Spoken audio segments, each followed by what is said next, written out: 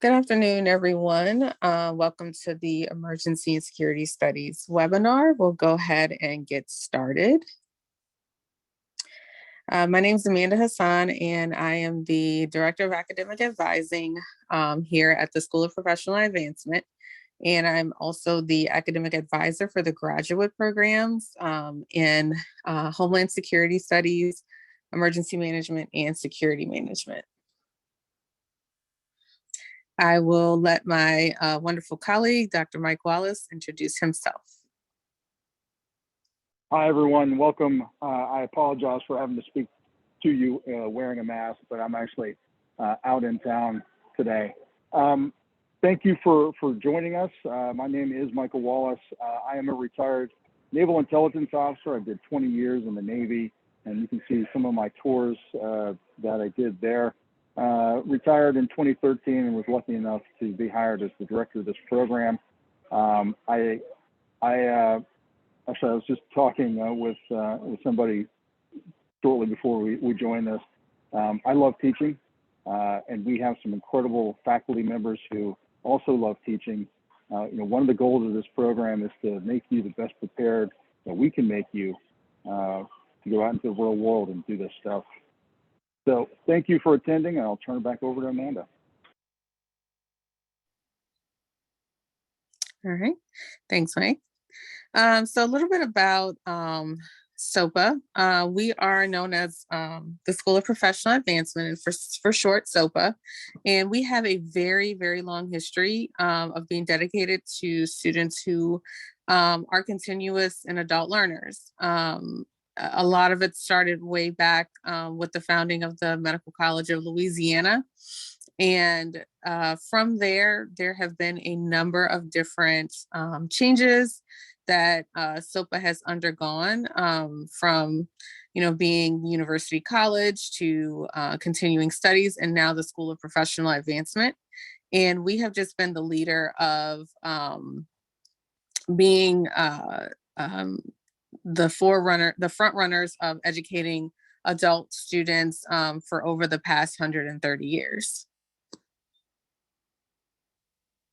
So why Sopa? The nice thing about Sopa, and one of the biggest things about Sopa, is that we have a huge knowledge base and what it means to educate students in online formats.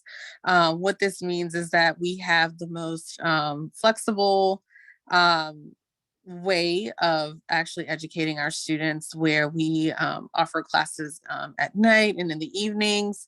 We also offer a lot of online programs that kind of help accommodate all of our students' needs. We have a lot of programs that are just known nationally, which is, of course, one of the reasons why you're here today, learning more about our emergency and security studies programs, because that is one of the programs that is really known for the curriculum and the design and the faculty that we have. We have wonderful student supports in place, both within Sopa and across our campus. Again, being flexible. And the one thing that's the most important is being very, very affordable. And then the fact that you're getting a 2-lane degree, which is, pretty important to you. So it's not only about the program that you get, the program that you're graduating from, but also the institution. And so you're getting a really great 2-lane degree for a very affordable and flexible opportunity. So again, Sopa is dedicated to online learning.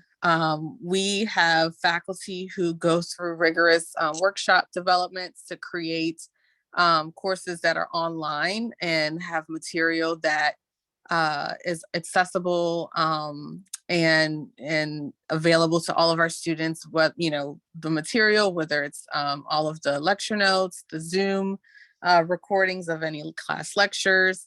A lot of our classes have many interactive tools and are very engaging. We connect, all of our students with our faculty members as well as our peers. And through the online platform, it makes it seem like you are actually in person. So we do put a lot of work into making sure that our online learning and systems have that in-person and on-ground feel for our students. I'll turn it over. Oh, sorry. So just a little bit more to go into depth on how much we dedicate ourselves to online learning. We have over 13,000 students that are close to 14,000 students that completed almost 32,000 hours of online coursework since 2018. You may think that that is a lot, and it is a lot, but the nice thing about it is, again, you're putting a lot of the same work and effort that you would do inside a physical classroom. It's all done in an online format, and it's actually way more flexible and accessible for you. We have created 8 master's degrees, 19 graduate certificates, 4 post-baccalaureate certificates, and over 320 courses that were developed and taught online. And the faculty, again, they go through a rigorous course workshop development so that they can create really amazing courses online. And because of all that hard work that our faculty do, we've actually won multiple awards for that work. And I'll turn it over to Dr. Wallace to give you more information about our programs. Thanks, Amanda. And I just realized I was negligent. I did not introduce my co-director, Dr. Becky Rouse. She usually is on with me, and so I just leave it up to her to introduce herself, and she can't make it today. So I apologize. Becky is our co-director of the program. She handles the emergency management side of the program. She's a retired Army, and she came to us most recently from FEMA. So she's a great addition to our program and a good friend. We've known each other for almost 8 years now. So going back to the program. So the Homeland Security field, emergency management is actually much older than Homeland Security. Homeland Security came out of the attack on 9/11, 2001. And originally Homeland Security was focused almost entirely with counterterrorism and preventing another terrorist attack on the United States. In 2005, with Hurricane Katrina, that changed. Homeland Security went from being just a single focus on terrorism to kind of all hazards, kind of looking at both man-made and natural disasters that could happen to the United States. So the Homeland Security field is actually a very robust and very big field. You do have Homeland Security, which is more of the public side. You have emergency management, which again is responding to natural and man-made disasters. And then you have security management, which is the private sector, industry. They have a lot of the same requirements. Next slide, please. So the emergency management field, this has gotten a lot of attention in the past year and a half with everything that's been going on, especially the intersect between public health and emergency management. Like I mentioned before, emergency managers are there to prepare, to respond, to recover, and then make communities more resilient. And we saw that just recently down here in New Orleans and in southern Louisiana with Hurricane Ida. We had actually many of our students, both alumni and current students, who are in the field respond to the hurricane and did some amazing work. And it's really great to see students apply what they learn in the classroom in the real world, as we call it.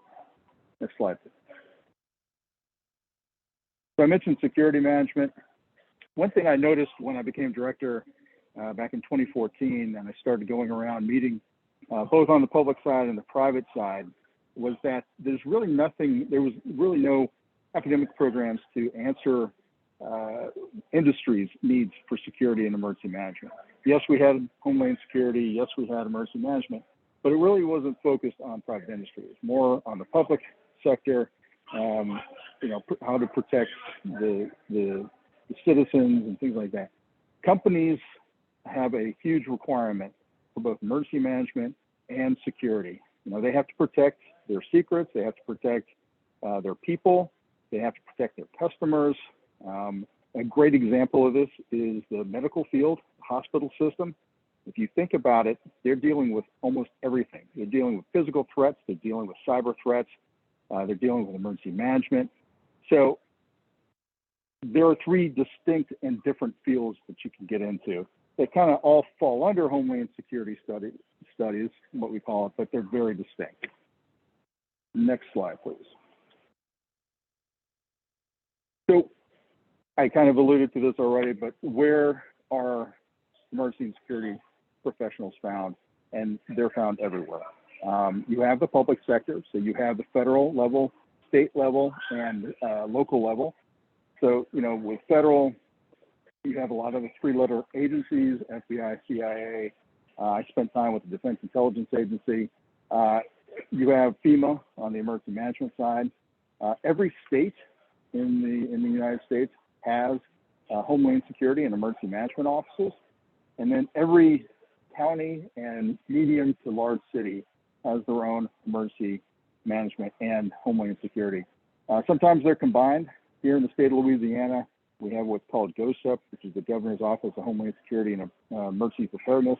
So one person is over both Homeland Security and emergency preparedness. Right next door in Mississippi, they actually have two different agencies. But the point of this slide is that you can work. The career field is huge in this field. You can work again on the private side. You can work for the state and local, and you can also work for the federal government. Next slide. So we're going to talk about the specific degrees that we offer here in the School of Professional Advancement and Emergency and Security Studies program. We do have a bachelor's in Homeland Security Studies. This is our oldest degree. It was unveiled in 2006, and it's 120 total credits, with 30 of those credits being specifically with your major. And you can see some of the courses: intelligence analysis, counterterrorism, critical infrastructure, which is I would argue probably the most important thing in Homeland Security. You think about, and we just got a reminder of that with the hurricane. We had one of the power company towers fall into the Mississippi River, and that and other things caused a total blackout of New Orleans. And you know, people weren't planning on that. Usually the power does go off and it comes back within 12 hours. We're talking about weeks. We also have emergency management, cybersecurity. We have added new classes in GIS, which is Geospatial Information Systems, which is extremely important and becoming more important, and classes such as human intelligence and counterintelligence. Now, you can also pair this with a 4+1 master's program, and what that is right before your senior year, you can apply to our graduate program. And if you're accepted, you start to take 2 graduate level courses during your senior year, and they count both for your master's degree and your undergrad degree. And then once you graduate, you complete the rest of the master's degree.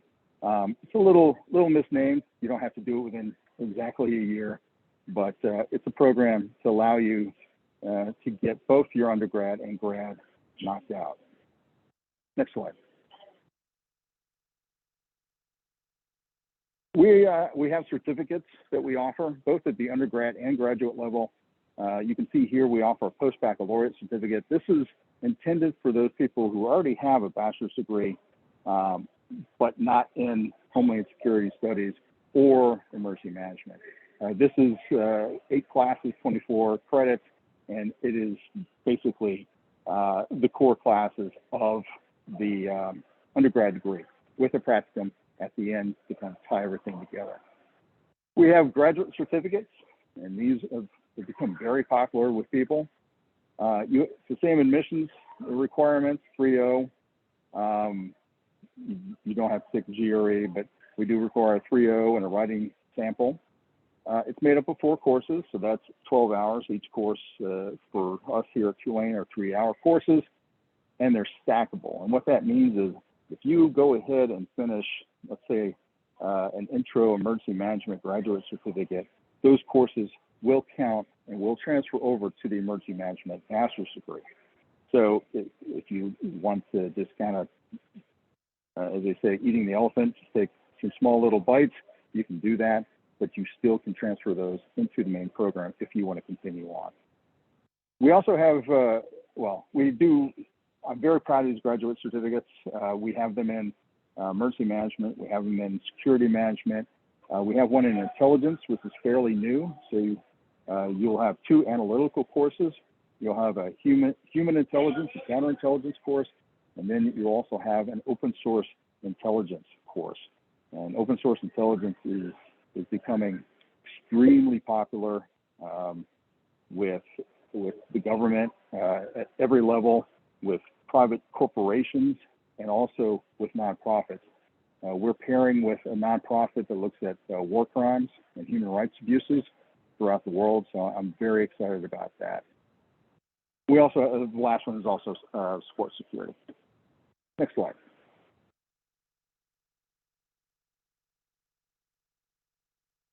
So, excuse me. So all of our graduate degrees are designed the same in regard to credit hours and requirements. Each of them are 33 hours, and so you actually have 10 courses and then a capstone, which again ties everything together, lets you demonstrate that you've mastered all these different courses. You can see the 3 different degrees. I think Amanda went over that earlier. To get admitted to the program, you have to have a 3.0. We do take into account other factors. If you graduated 15 years ago and maybe your GPA wasn't quite 3.0, but you've been in the field since then, I do take that into account. You also need to provide a writing sample. This is a short writing sample on what you think is the most pressing issue to Homeland Security, emergency management, or security management, whatever program you're applying for. And then you also need to maintain a 3.0 while you're going through the program and graduate with a 3.0. And Amanda can go into more of that if you have questions. I mentioned before, no GRE is required, and I'll just see the rest of the slide. So next slide. So the first degree we'll talk about, the graduate degree, is Homeland Security Studies. You have 7 core classes. Again, that includes the capstone, so you actually have 6 core classes, and then the capstone, which is the 7th. And what this allows you to do, it allows you to have 4 electives, and this is one of the really cool parts about our program. Having those 4 courses allows you to complete one of the concentrations or certificates that we offer. So those certificates that I was talking about on the previous slide, you can take those classes and not only get a master's degree in Homeland Security Studies, but you could also have a graduate certificate in intelligence, or a graduate certificate in open source intelligence, or a graduate certificate in emergency management. And you can see here some of the courses. I'm very, the human intelligence, counterintelligence, that's one of our newer ones, taught by a former CIA officer.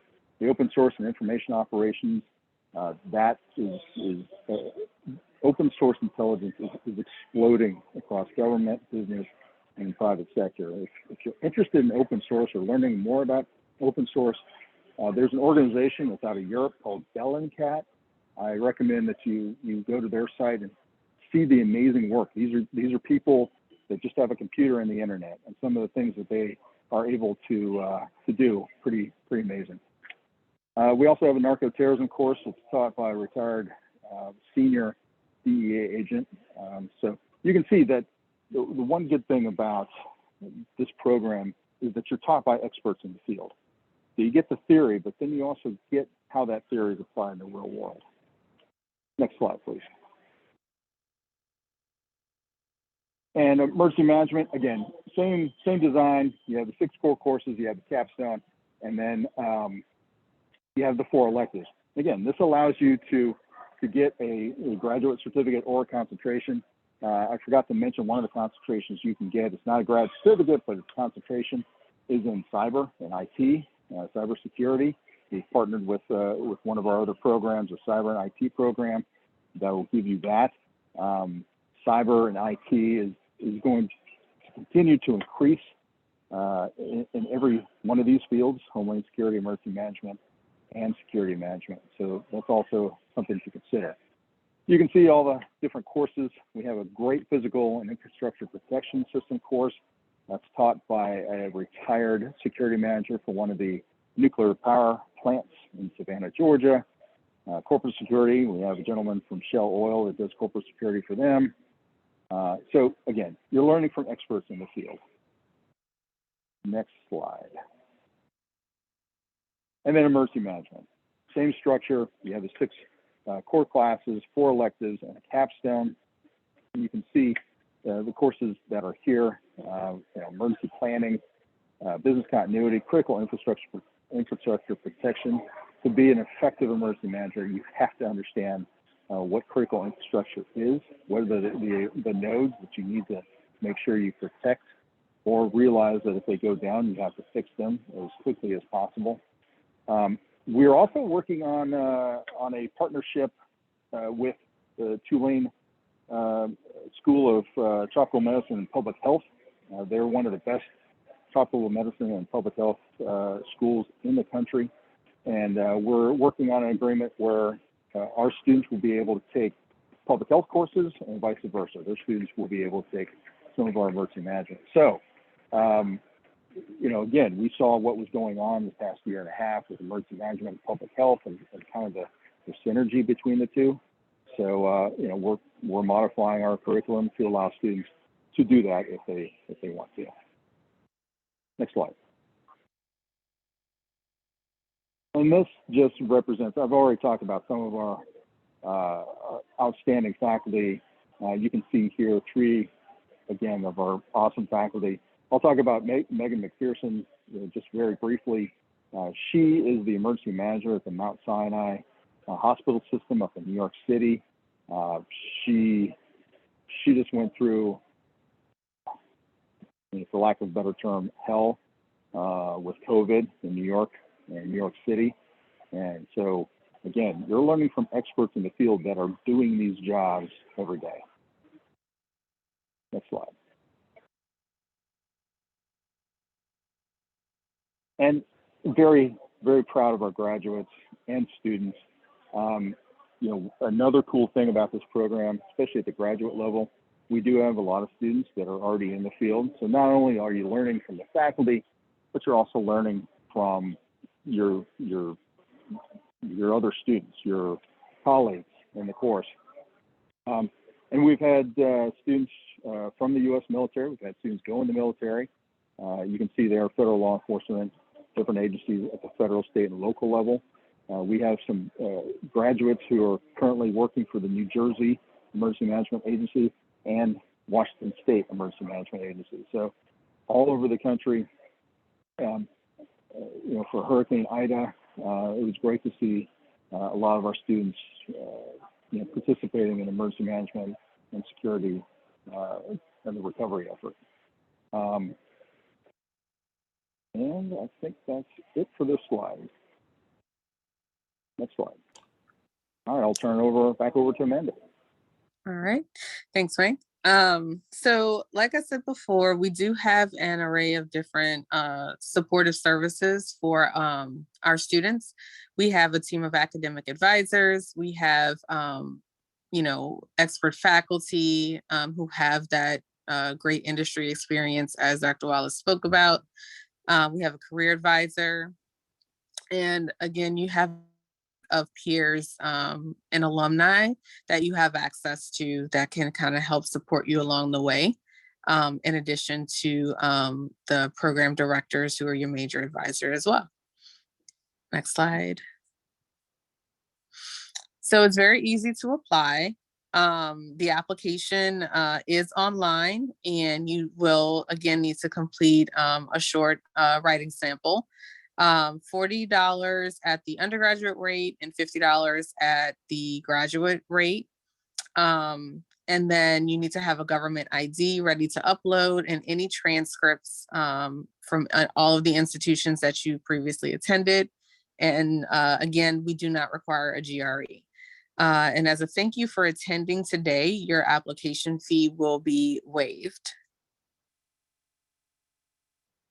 So some of the upcoming deadlines, and these are kind of standard along every year.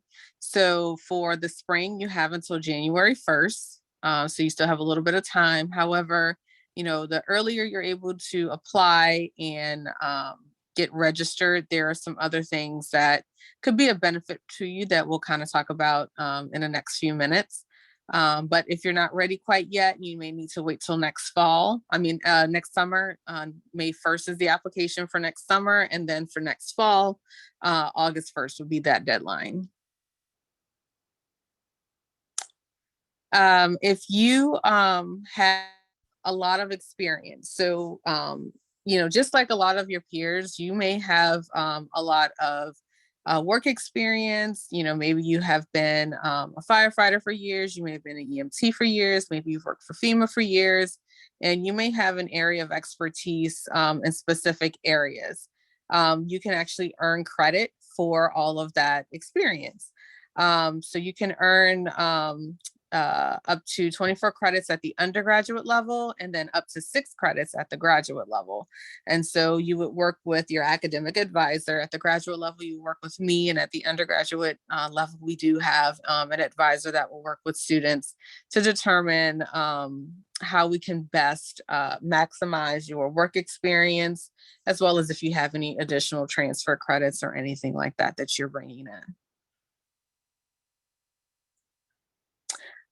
So you do qualify for financial aid if you complete the FAFSA and if you are determined to be eligible for any aid. We do offer a 20% tuition discount at the undergraduate level, and then at the graduate level as well, if you are in specific areas, or if you're like an employee, or if you're military. And we also have VA benefits as well. We have a student support advisor now that can assist all of our students with any of their veteran needs. And we have a fellow colleague that works in the registrar's office that also assists our students with making sure that their GI Bill and any other VA benefits that they're receiving is complete and applied to their tuition. And real quick, if I can jump in, we're launching a Student Veterans of America chapter at Tulane. This fall is actually the launch of the chapter. So if you are a student veteran, you can join that group, and you don't have to be here to join. Perfect. Yes, thank you for bringing that up. Something else to keep in mind, again, like we said before, not only is Sopa flexible, but it's also affordable. So you're able to get a Tulane degree at a pretty affordable rate. And so as you can see at the undergraduate rate, it's a little bit over $550 per credit hour. And at the graduate rate, it's a little over $1,100 per credit hour, which is pretty decent and pretty great for a Tulane degree. Again, you can fill out a FAFSA so that you can see what type of financial aid you can qualify for. And some of the aid that we do provide is, federal grants if you qualify, federal loans. If you're part of the Yellow Ribbon program, we will apply those funds as well as the discounts that we have. And then again, keeping in mind that if you have life experience that we can translate into credits for you, that would actually save you a ton on tuition as well.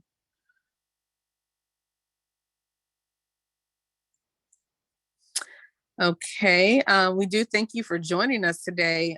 Feel free to either unmute yourself if you have any questions, or if you'd like to enter them in the chat, we are here to answer some of the questions that you may have.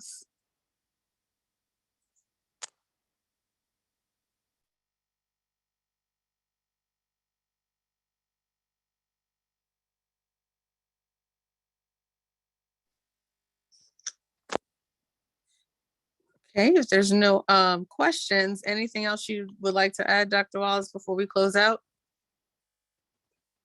If anyone thinks of anything after we sign off, please feel free to email me. You see my email address there. You can also call me. Be happy to talk about career fields, about different schools, different programs. So just let me know. All right. We thank you so much for joining us, and hopefully we will see your application very soon.